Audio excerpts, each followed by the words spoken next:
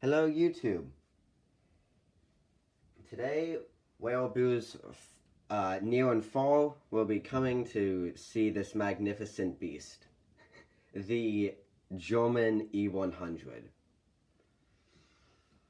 Now, this MOC I've been working on for a while now, and the reason I wanted to build this and put so much time and effort into making this is because the E-100 is one of my favorite German tanks ever.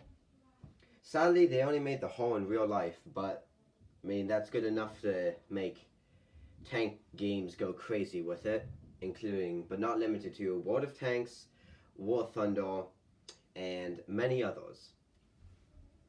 The way I built this tank was I got the Jagdpanzer E-100 COBi set, took the mouse turret, quite literally ripped it off of the hull, took the casemate of the E-100, tore it off, took the engine, moved it back, did a whole bunch of modifications, and added some fun little details here and there. And we get this beauty. Let's get straight into the detail.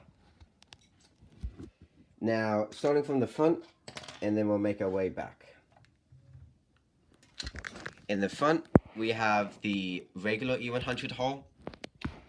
Very little changes to the front, just more customization. We have chains, track links, foliage, boxes, and ammo, including a night vision optic for the driver. Now, onto the front of the turret. It is basically this mouse turret, but changed a little bit. The starting point of the barrel is changed and elevated a little bit, because that's what you see in the actual designs, or the artistic designs that people like to make. Then I added just a muzzle brake on the front. It's not the best looking muzzle brake, but it's something. Now, onto the sides. This is the same for both sides.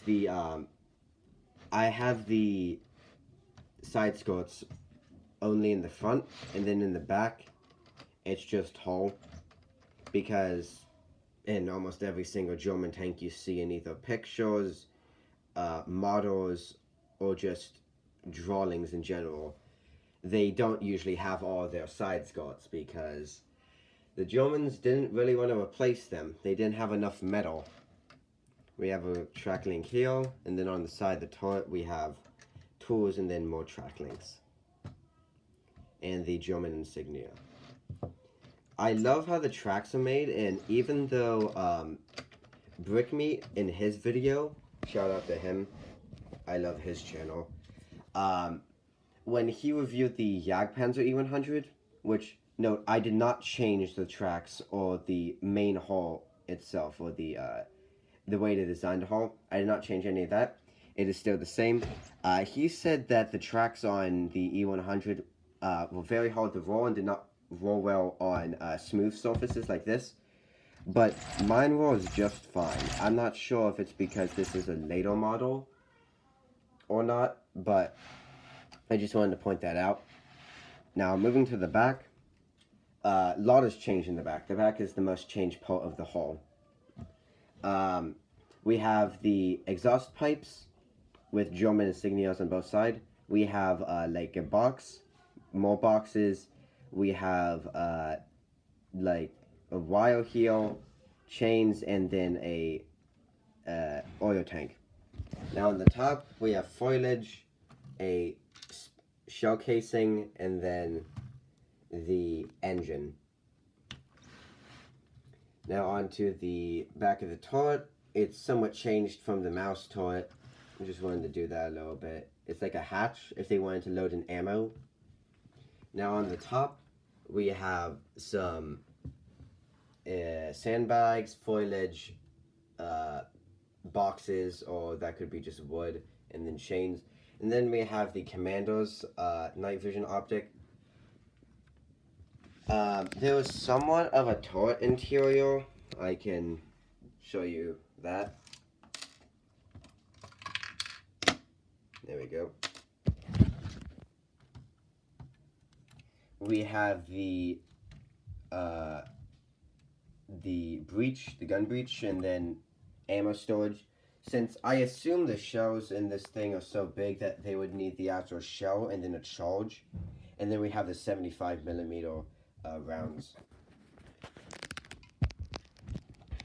So yeah, there's that. And while I put the stuff back on, I'll give a little bit of facts about it. The E-100 would have actually had a stronger frontal plate than the mouse. And this is because the slope is much steeper, and the overall just roundness on the sides makes it much stronger than the mouse's armor.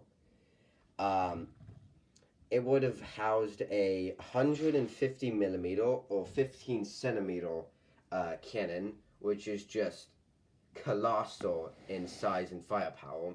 And then it would have a coaxial 75mm. The engine horsepower would probably be somewhere around 1,300, because you would need that much just to get this beast moving, especially with the fact that it was around 120, 150 tons, somewhere around that. It's very heavy. That's why they called it the E-100, because that was its weight class in the 100 tons.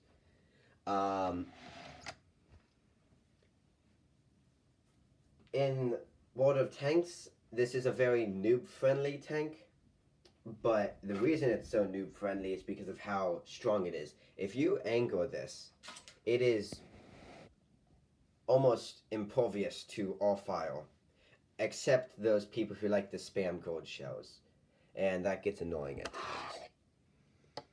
times. For scale, I'm going to use the new COBi Tiger 2, but I modified this to be more of a E75 because it goes along with the E100.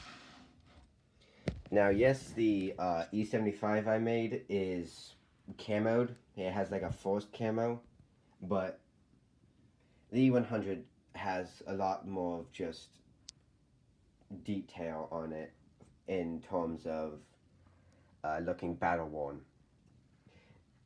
You can see almost now the Tiger 2 and the E75. They were big tanks. They were really big cats. But the E100 just makes the Tiger 2 look puny,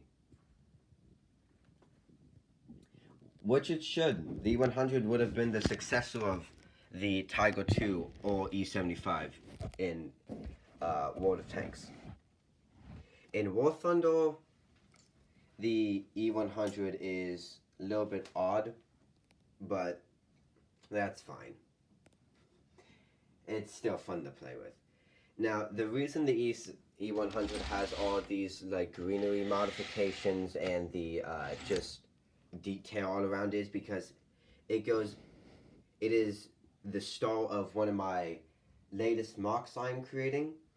It is going to be another alternate history one, kind of like the Cape Henlopen MOC.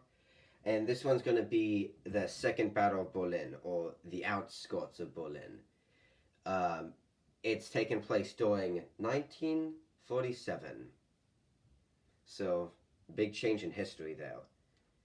And yes, the Germans managed to finish the E-100 and somewhat mass-produced. No, not mass-produced. They made 20 of them, which is terrifying, because if you see that rolling towards your puny Sherman, you're going to scream and run the other direction. Well, that's about it. Thank you for watching. If you enjoyed the video, please hit the thumbs up button and subscribe. It's free, and you can always unsubscribe later if you want to. If you have any suggestions, please leave a comment. And bye.